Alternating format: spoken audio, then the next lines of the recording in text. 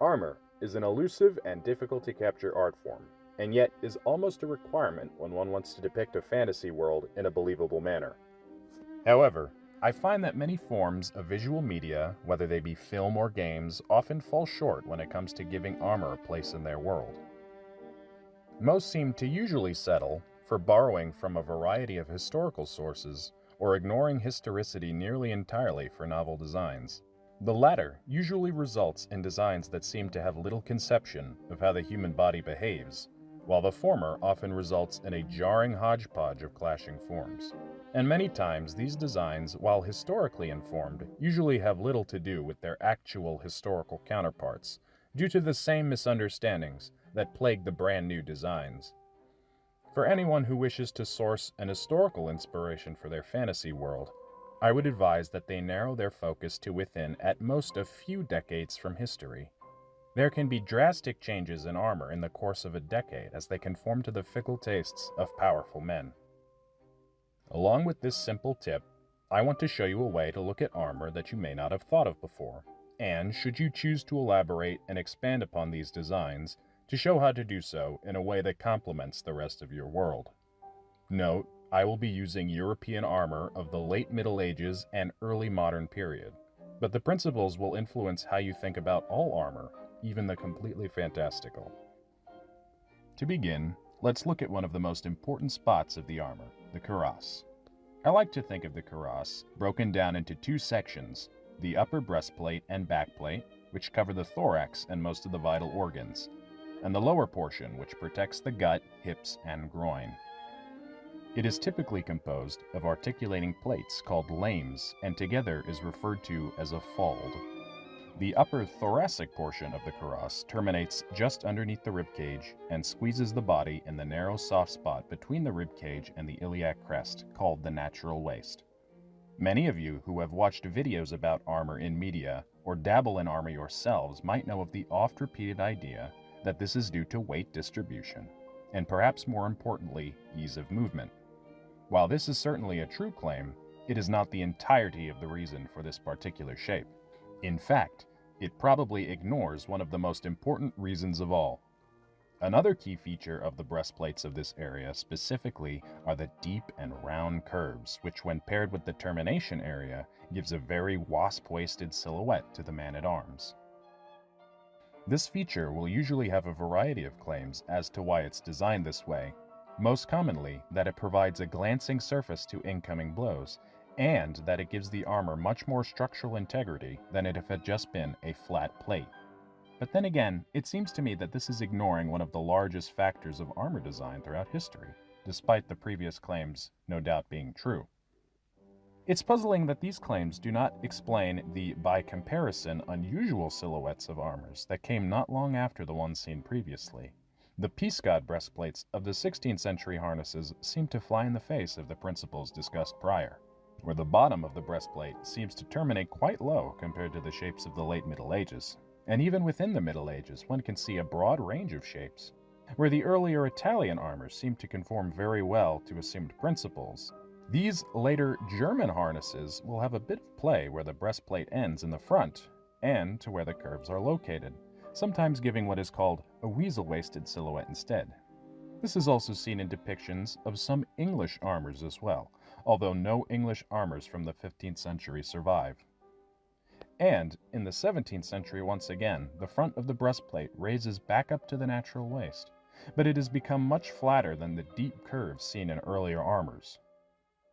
This mobility in where the front of the breastplate decides to end is actually quite easy to see once you move around a bit yourself. If you stand up and bend backwards and side to side, you'll notice that your body does indeed bend around the natural waist area. But when bending forward, the body bends fairly little at the natural waist, and it is much more comfortable to bend at the hips. So at the sides and back, the upper cuirass will typically stay at the natural waist, but at the front there can be some variation. If the armor is not entirely limited by these assumptions about the human body, what is causing these changes in design? To answer this, we'll have to look outside the realm of armor. I'm going to show several images of armor from the early to mid-15th century that exaggerate the form created by the armor. This is to show that this silhouette was a very deliberate design choice.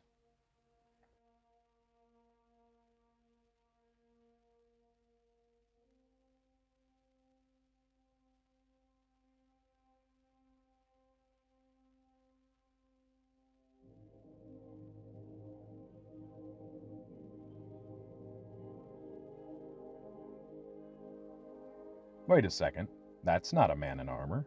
He's wearing civilian clothing. And yet we still see the highly exaggerated roundness of the upper torso. Here's another one. And another one. And another one. In fact, here's a real-life civilian garment from the end of the 14th century. As we can see, the pattern has been cut to accentuate a round upper body figure.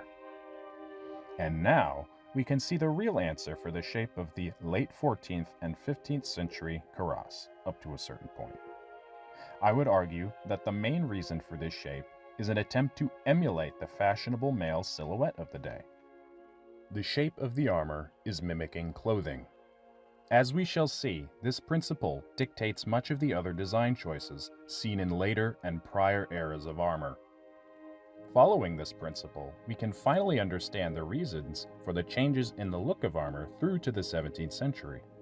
The highly fluted and tight-waisted silhouette of the so-called Gothic style is a reflection of the courtly dress in the Holy Roman Empire and the rest of Western Europe, most notably in the puffy pleated coats of the gentlemen. The puffed-and-slashed style of German fashion is mimicked in armor appearing in the 16th century. The deep peascod breastplates and exaggerated curved folds of other armors seen in the later 16th century follow very closely the silhouette of an Elizabethan gentleman. This exact shape is seen on numerous portraits of European noblemen of the period. At this point, I'm unsure to what degree the armor is influencing the fashion, and not the other way around. When we make it to the 17th century, the armors conform very closely to the shape of doublets worn at the period. The breastplate rises further up and flattens, while the fold gets considerably larger and flattens as well, staying only as curved as is necessary for the function of the armor. In the decoration of the armor, floral designs that evoke embroidered patterns and fine damask silk. Can this theory work in the other direction? What if we look at older armors like the fine hauberks of mail worn during the 12th and 13th centuries, and possibly even earlier? In a way, it does, but the relationship between armor and fashion seems much more subtle during this period. I will say that there is fairly little change in the fashion of Europe following the fall of the Western Roman Empire all the way up to the 13th century. What does change is what armorers and mail makers are able to accomplish. Interestingly, the construction and fit of a mail hauberk in the late 12th century is essentially the same as a tunic of the same period. It is tailored with gussets and gores and follows a pattern that is nearly identical, giving a very similar silhouette, with few exceptions given for the mittens and additional coif on the hauberk. The same with some versions of the mail hose. The pattern and fit is virtually identical to their fabric counterparts. Earlier than this, there are limits in what is capable by the armorers. Full-sleeved mail shirts do not tend to appear until the second half of the 12th century, and helmets do not generally enclose the head until this period either. The relation the armor has to fashion and broader culture in this period is reflected closer in the decoration. Colorful patterns painted onto helmets, and decoration with golden bands. Ironically, during this period, the differentiation between the clothing of the social and economic classes is not so much seen in the pattern of the clothes worn, but in the richness of the fabric used to construct them. A king may wear a tunic that is identical in its pattern to one worn by a peasant, but with far more valuable dyes and materials. When designing armor, take into account the culture that has been built up around it. The classical civilizations believed in the divinity and grace of the human body, and so often depict their heroes as completely nude. It seems natural that this is reflected in their armor as well. Armor occupies the world of fashion more than we generally think it does. More accurately, it becomes an outlet of cultural expression, especially with its power to transform the human body in a method few other mediums can achieve.